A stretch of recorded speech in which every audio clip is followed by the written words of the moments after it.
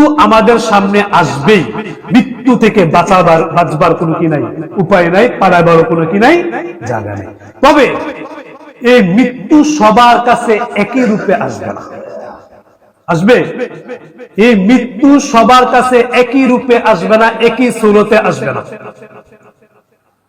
নেককারদের কাছে একই সুরতে আসবে মৃত্যু, বদকারদের কাছে আরেক সুরতে আসবে।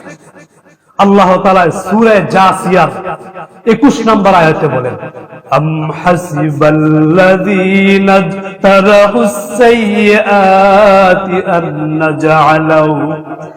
أن نجعلهم كالذين آمنوا وعملوا الصالحات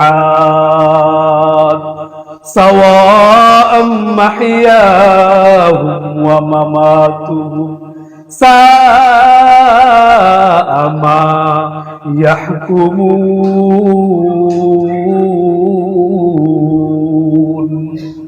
বাইরা আমার আল্লাহ তাআলা বলেন, আম হাসিবাল্লাযীনা ইজতারাহুস সাইয়্যাত, দুষ্কৃতিকারীরা কি মনে করে আন্নাজালাহুম, আমি তাদেরকে গণ্য করব, কাল্লাযীনা, ওই লোকদের ন্যায়, আমানু, যারা ঈমান আনয়ন করেছে, ওয়া আমিলুস সালিহাত, এবং সৎকর্ম করেছে, সাওয়াআম মাহইয়াহুম ওয়া মামাতুহুম, যে তাদের জীবন এবং মরণ এক হবে।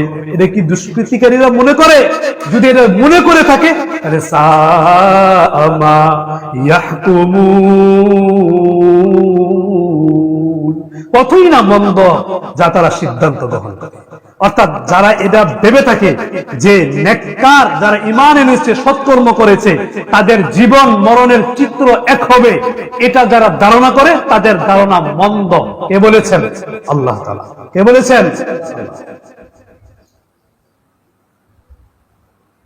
ভাইয়েরা আমার, মৃত্যু সবার সামনে একই রূপে আসবে না।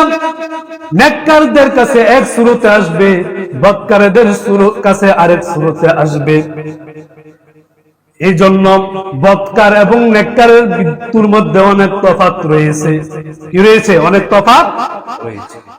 নেককারদের মৃত্যুর ব্যাপারে হযরত ইব্রাহিম আলাইহিস সালাতু ওয়াস সালাম আরজাইল আলাইহিস সালাতু ওয়াস সালামকে জিজ্ঞাসা করেছিলেন, এরে আরজাইল, তুমি নেককারদের রূহ তুমি কিভাবে কবজা করো, কোন আকৃতিতে কবজা করো, আমাকে একটু দেখাও। মালাকুল মাউত হযরত আরজাইল আলাইহিস সালাতু ওয়াস সালাম বললেন, এরে পয়গম্বর, আমি কোন আকৃতিতে বদকারের রূহ কবজা করি, যদি আপনি দেখেন তাহলে আপনি সহ্য করতে পারবেন না, আপনি বরদাস্ত করতে পারবেন না। তখন ইব্রাহিম আলাইহিস সালাম বললেন, এরে আরজাইল, তুমি আমাকে দেখাও কোন আকৃতিতে, কোন সূরতে তুমি বদকারের রূহ কবজা করো, আমি সহ্য করতে পারবো, কোনো সমস্যা হবে না। তখন মালাকুল মাউত হযরত আরজাইল আলাইহিস সালাতু ওয়াস সালাম ইব্রাহিম আলাইহিস সালামকে লক্ষ্য করে বললেন, তাহলে আপনি একটু অন্যদিকে তাকান। তখন পয়গম্বর হযরত ইব্রাহিম আলাইহিস সালাতু ওয়াস সালাম অন্যদিকে তাকান। তখন মালাকুল মাউত হযরত আরজাইল আলাইহিস সালাতু ওয়াস সালাম তার ভয়াবহ রূপ ধারণ করে এরপরে বললেন, এরে পয়গম্বর, এখন আমার দিকে আপনি তাকান।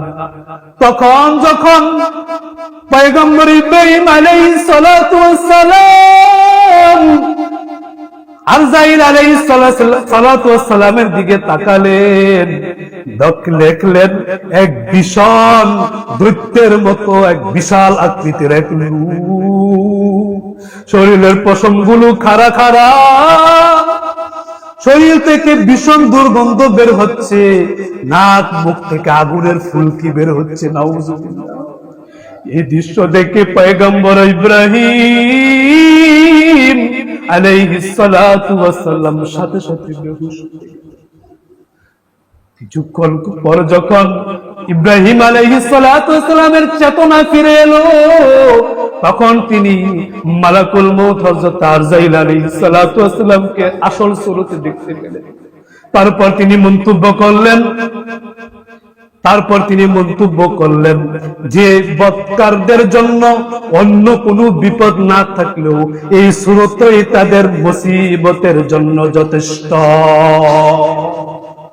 এবার বুঝুন, বৎকারের রূহ যখন কবজা করবে হযরত আরজাইল আলাইহিস সালাতু ওয়াস সালাম এবং মালাকুল মউত, তাদের সামনে কি ভালো আকৃতিতে আসবে না ভয়ঙ্কর আকৃতি? ভয়ঙ্কর আকৃতি। তার মানে কি বোঝা গেল? নেককারদের সামনে নেককারদের রূহ কবজ এক সূরতে হবে, বৎকারদের রূহ কবজ আরেক সূরতে হবে। নেককার এবং বৎকারের রূহ কবজার সূরত আকৃতি অভিন্ন, ভিন্ন, কি ভিন্ন, এক নয়, কি নয়?